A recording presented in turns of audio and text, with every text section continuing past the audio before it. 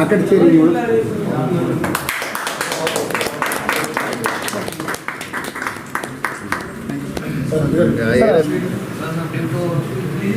ಆರೊಳಗ ವಿಷಯ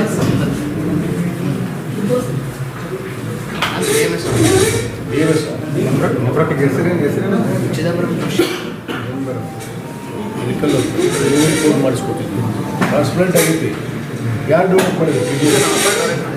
ನಿಮ್ಮ ತಾಯಿ ಅಂಬಾರ 2013 ಎರಡೂ ಫೇಲ್ ಆಗಿದ್ವಾ? ಡಿಸೆಂಬರ್ 16 ಎರಡು ಫೇಲ್ ಆಗಿತ್ತು. ಮತ್ತು ಡಯಾಲಿಸಿಸ್ ಮಾಡಿಸಿದ್ರು. ಟ್ರಾನ್ಸ್ಪ್ಲಾಂಟೇಷನ್ ಆಯಿತು. ಆಮೇಲೆ 10th ಪಾಸ್ ಆಗಿದೆ. PUC ಮಾಡಿದೆ, BAMS ಮಾಡಿದೆ, ಕ್ಲಿನಿಕ್ ಆಗಿದೆ. ಮತ್ತು ಓಕೆ. ಎಲೆಕ್ಟ್ರೋಲೈಟ್ ಮಾಡಿಸ್ತೀನಿ, ಎಲೆಕ್ಟ್ರೋಲೈಟ್ ಬ್ಲಡ್ ಟೆಸ್ಟಿಂಗ್ ಮಾಡಿಸ್ಕೊಂತಿದ್ದೆ. ಹಾಂ ಅದಕ್ಕೆ ಈಗ ಮಾಡಿದ್ವಿ.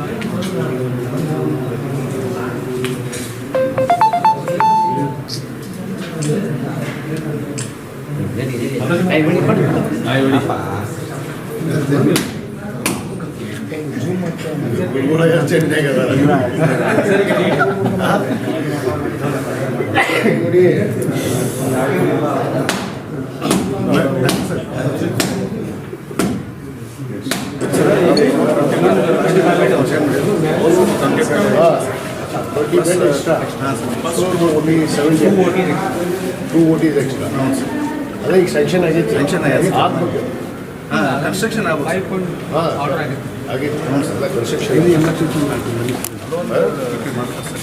KSSDRP ಅವರು ಫಂಕ್ಷನ್ ಹಾಸ್ಪಿಟಿಕ್ಸ್ ಹೇಳಕ್ಕೆ ಬಂದು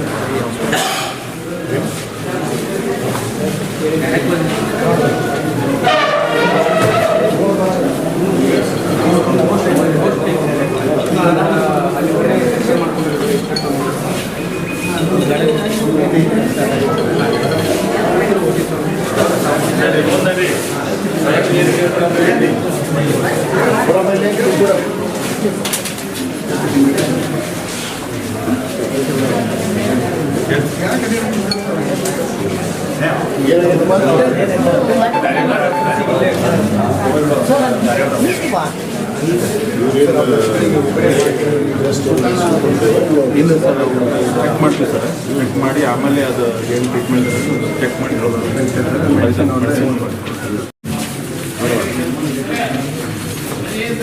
ಇವ್ರಿಗೆ ಫಾರ್ಮಸ್ ಎಷ್ಟ? ಅದು ವ್ಯಾಕ್ಸಿನ್ ಇಲ್ಲಮ್ಮ.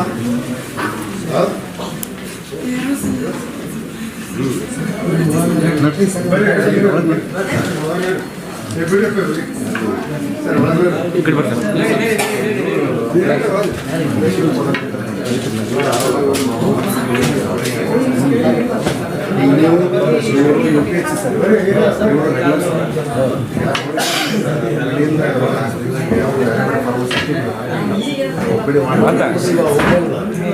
ಅವ್ನೇನು ಬೇಡ ಇಲ್ಲಿ ವಾಪಸ್ಸು ಬೇಡ ಕಟ್ಟಿಗೆ ಅವ್ರು ಬದಲಾವಣೆ ಆಗಲ್ಲ.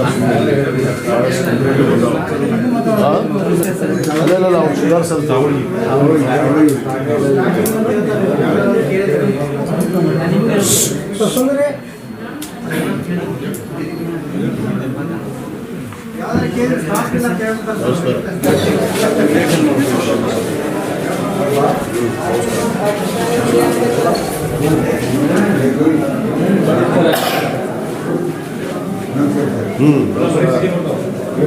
ಬರ್ರಿ ಗಾಡಿ ಬಂದಿದೆಯಾ? ಡ್ರೆಸ್ಸಿಂಗ್ ಮಾಡಿ ಗಾಡಿ ಬಂದಿದೆಯಾ? ಬೈಕ್ ಮೇಲೆ ಬಿದ್ದಾರ ಟಿಕೆಟ್ ಯಾವಾಗ?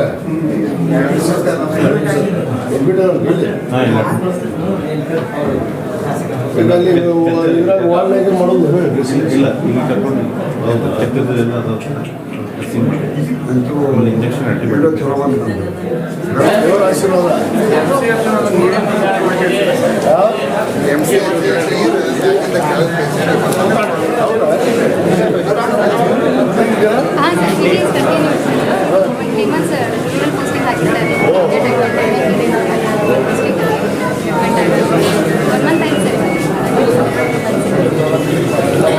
ಎಲ್ಲಿ ಕೆ ಜಿಯಲ್ಲಿ ಯಾವ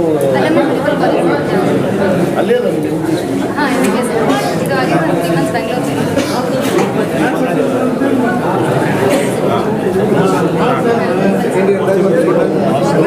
ಗೌರ್ಮೆಂಟ್ ಮಾಡಬೇಕು. 6 months 3 months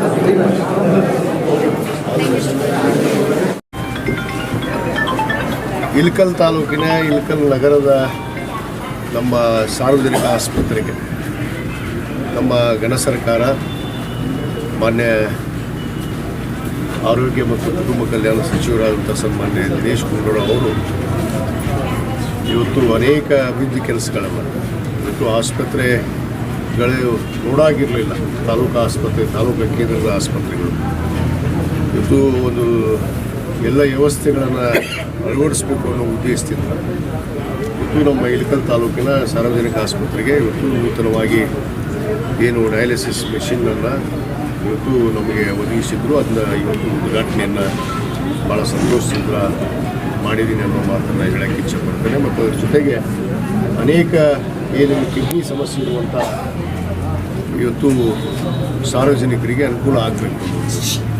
ಯಾಕಂದರೆ ಈ ನಮ್ಮ ಇಳಕಲ್ನಲ್ಲಿ ಯಾವುದೇ ಡಯಾಲಿಸಿಸ್ ಮೆಷಿನ್ ಇರಲಿಲ್ಲ. ಅದಕ್ಕೆ ಬಾಗಲಕೋಟೆಗೆ ಹೋಗ್ಬೇಕಾಗಿತ್ತು, ಇಲ್ಲ ಹುಣಗೂರಿಗೆ ಹೋಗ್ಬೇಕಾಗಿತ್ತು. ಯಾಕಂದರೆ 2017ರಲ್ಲೇ ಅಲ್ಲಿ ಕೂಡ ಬ್ಲಡ್ ಬ್ಯಾಂಕನ್ನು ಮತ್ತು ಡಯಾಲಿಸಿಸ್ ಮೆಷಿನನ್ನು ಆ ಒಂದು ನಮ್ಮ 100 ಹಾಸಿಗೆ ಆಸ್ಪತ್ರೆ ಏನು ಹುಣಗೂರು ಸಾರ್ವಜನಿಕ ಆಸ್ಪತ್ರೆ ಆ ಆಸ್ಪತ್ರೆಗೆ ಈಗಾಗಲೇ ಅದನ್ನು 2017ರಲ್ಲೇ ನಾನು ಪ್ರಾರಂಭ ಮಾಡಿದ್ದೀನಿ. ಅಲ್ಲಿರುವಂಥ ಒಂದು ಬ್ಲಡ್ ಬ್ಯಾಂಕನ್ನು 2018ರಿಂದ 23ವರೆಗೂ ಆ ಬ್ಲಡ್ ಬ್ಯಾಂಕನ್ನು ರಿನ್ಯೂವಲ್ ಮಾಡಿಲ್ಲ, ರಿನ್ಯೂವೇಷನ್ ಮಾಡಿಲ್ಲ. ಅದು ರಿನ್ಯೂವಲ್ ಮಾಡಬೇಕು ಲೈಸೆನ್ಸ್, ಆ ಲೈಸೆನ್ಸ್ ಕೂಡ ರಿನ್ಯೂವಲ್ ಆಗಿರಲಿಲ್ಲ. ನಾನು 23ರಲ್ಲಿ ಬಂದ ಮೇಲೆ ಈ ಬ್ಲಡ್ ಬ್ಯಾಂಕ್ ಇರ್ಬೋದು ಮತ್ತು ಅಲ್ಲಿ ಅನೇಕ ಅಭಿವೃದ್ಧಿ ಕೆಲಸಗಳು ಹುಣಗೂರಾಗಿರ್ಬೋದು, ಇಳಕಲ್ ಆಗಿರ್ಬೋದು, ಕೂಡಲ ಸಂಗಮ ಸಮುದಾಯ ಆರೋಗ್ಯ ಕೇಂದ್ರಕ್ಕೆ ವಿಶೇಷವಾದ ಅನುದಾನವನ್ನು ಬಿಡುಗಡೆ ಮಾಡಿ ಇಲ್ಲಿ ಸಾರ್ವಜನಿಕರಿಗೆ ಯಾವುದೇ ರೀತಿ ತೊಂದರೆ ಆಗಬಾರ್ದು. ಯಾಕಂದರೆ ಬಂದಂಥವರು ಇಲ್ಲಿ OT ಇರಲಿಲ್ಲ, ಆಪರೇಷನ್ ಥಿಯೇಟರ್ ಇರಲಿಲ್ಲ ಮತ್ತು ಅನೇಕ ಶೌಚಾಲಯಗಳಿರಲಿಲ್ಲ ಸರಿಯಾಗಿ.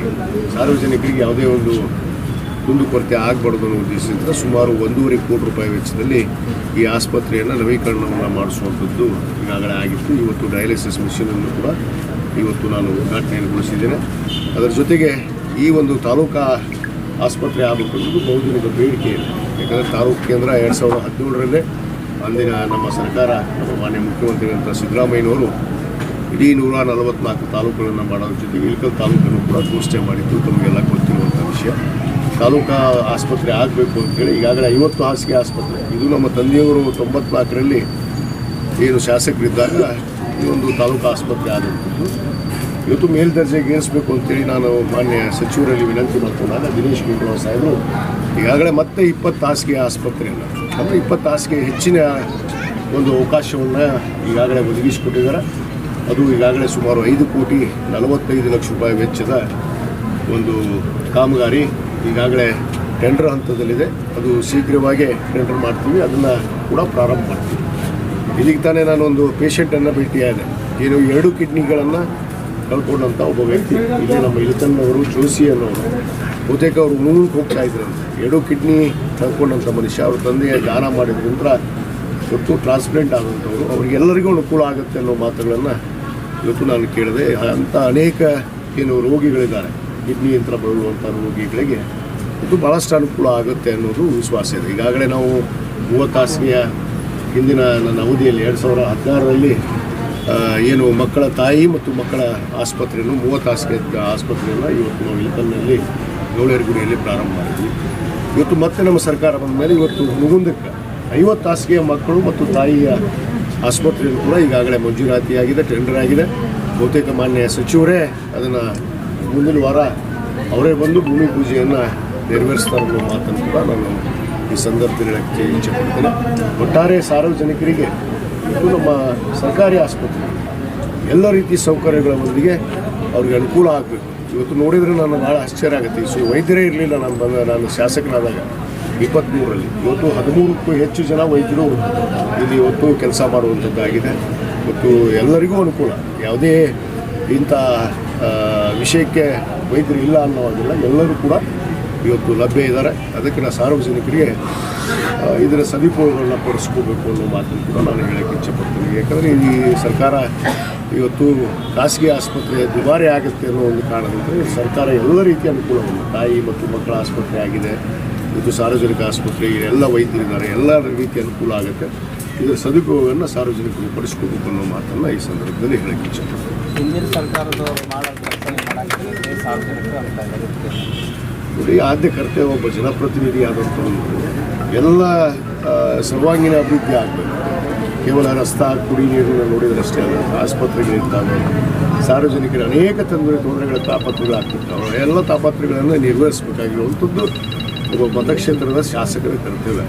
ಸರ್ಕಾರದಲ್ಲಿ ಏನು ಮಾಡ್ತೀರೋ ಗೊತ್ತಿಲ್ಲ, ಅಭಿವೃದ್ಧಿ ಮಾಡಬೇಕು ಅನ್ನೋದೊಂದು ದಿಶೆಯಲ್ಲಿ ಅಭಿವೃದ್ಧಿ ಮಾಡೋದಕ್ಕೆ ನಮ್ಮ ಇಚ್ಛಾಶಕ್ತಿ ಚಿಂತನೆ ಆ ಕಡೆ ಇದ್ದಾಗ ಅಭಿವೃದ್ಧಿ ಆಗೋದಕ್ಕೆ ಸಾಧ್ಯ ಅನ್ನೋದು ಇವತ್ತು ಈ ತಾಲೂಕಿನಲ್ಲಿ ನಡೀತಿರುವಂಥ ಅಭಿವೃದ್ಧಿಯೇ ಕಾರಣ ಅನ್ನೋ ಮಾತನ್ನು ಹೇಳಕ್ಕೆ ಇಚ್ಛೆ.